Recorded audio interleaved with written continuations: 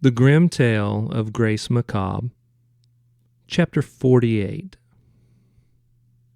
Grace forced herself to regain her composure.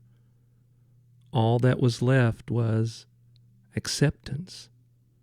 She had been in the company of demons, and Sarah had been killed by them, sacrificed to some ancient and evil entity. Yet she was standing here, alive and breathing. After a moment, Sarah spoke. "We have very little time, and we've got a lot to do." Grace turned to her. She was surprised to see things about Sarah that had previously been hidden from her. Sarah's face glowed ever so slightly, and the air around her faintly shimmered. Sarah correctly read Grace's expression. "I look different to you now, don't I?" "Why have you changed?" Grace asked. "I haven't," Sarah replied. "I've always looked like this, but you just couldn't see it because you didn't want to see." Grace turned to Ian. "You've seen her like this the whole time, haven't you?" Ian shrugged and gave a little smile. "Yeah, I have." Grace turned back to Sarah. "You look like this even at school?" Sarah nodded. "Yes, but the other kids, they're too distracted and just too jaded to see." "Okay," Grace said. "I believe you. I mean, I have to, don't I? I've got questions and I'm scared, but I'm ready to do whatever I have to do to deal with the runaways. So, what's next?" "Well, we know that Ari and his group are planning to sacrifice those 2 little girls they abducted from Savannah," Sarah said. "So, we've got to stop them." "But how?" Grace asked. "They're expecting you to be there tonight and be oblivious to their plan. They will try to corrupt you or kill you in that moment. However, if we showed up ready to fight, we might be able to catch them off guard," Sarah said.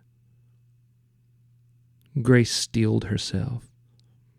She would use her free will against Ari and his demon family. "Do you think they've already hurt those girls?" "No," Sarah replied solemnly. "The sacrifice is more powerful if the girls are unharmed and innocent. And I'd be surprised if they started before you got there."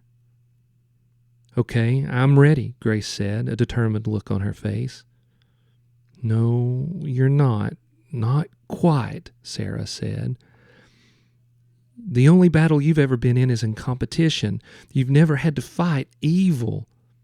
We need to build your confidence in the fact that you can fight and win." "Okay, how?" Grace asked. "The crawling man," Sarah replied. "He will also kill again tonight. You are going to fight him first." "What's the difference?" Grace asked. "Demon or monster, both are supernatural. If I can't win against one, how can I win against the other?" "Look, there's a bunch of supernatural creatures," Sarah explained.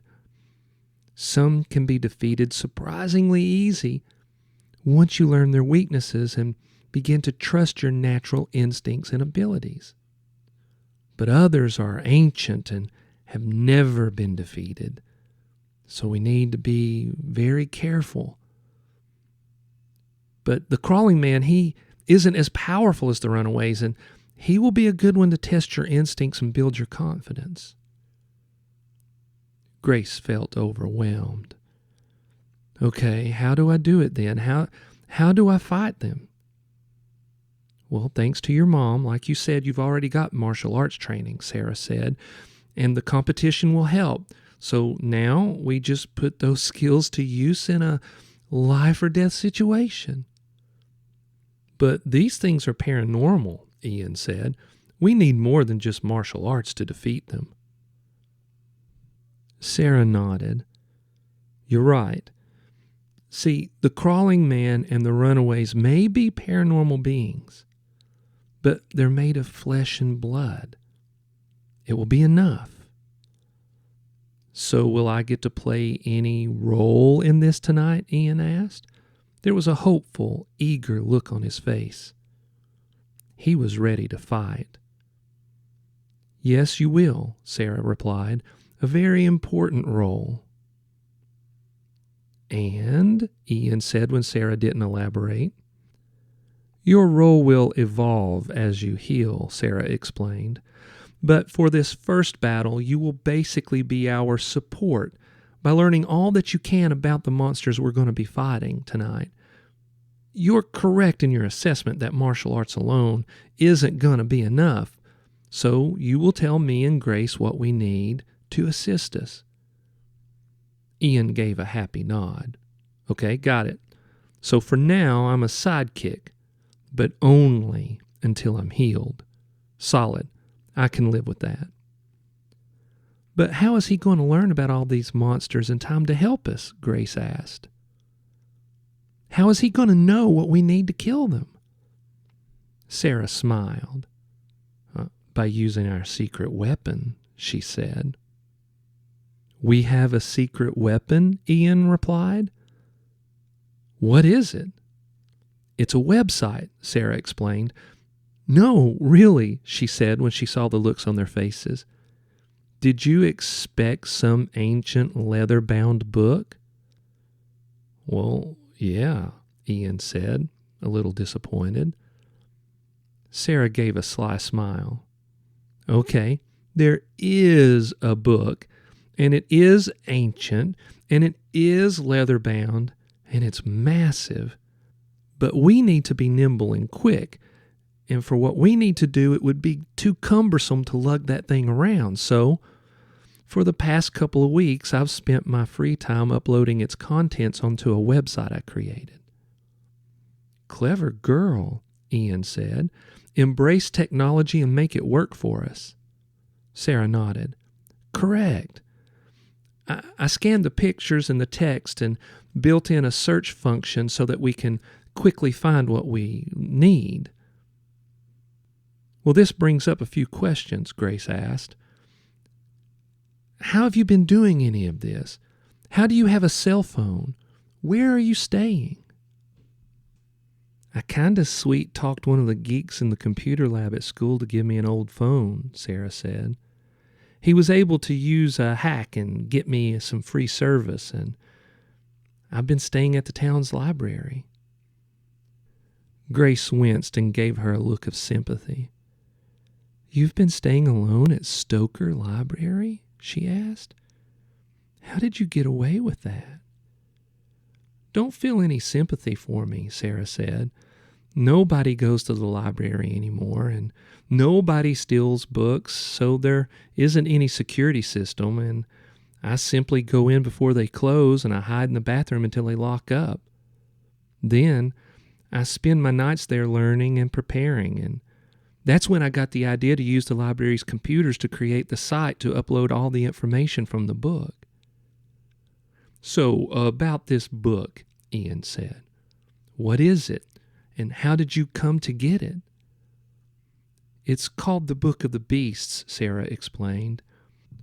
When I woke up beside my grave, I had this new knowledge, this intuitive calling. I knew I had to come to Nevermore, and I knew it was Grace I was supposed to help. And I knew there was an ancient book filled with information about monsters that would help us and that it was in Stoker Library. Really? Ian said. There was an ancient monster hunting manual hidden away in Nevermore? Sarah nodded. Well, if you think about it, it kind of makes perfect sense. I mean, The town was founded by people who came over from Europe in the 1600s. Back then, Ian, people were very superstitious and more open to the paranormal. They brought the book with them and kept it in the library. Grace was fascinated. So I suppose that as people began to stop believing in the spiritual realm, it just got forgotten? Yes, that kind of makes sense to me, Sarah said, and gave Ian the website information. Ian pulled up the site on his phone and began searching for any information about monsters that abducted children.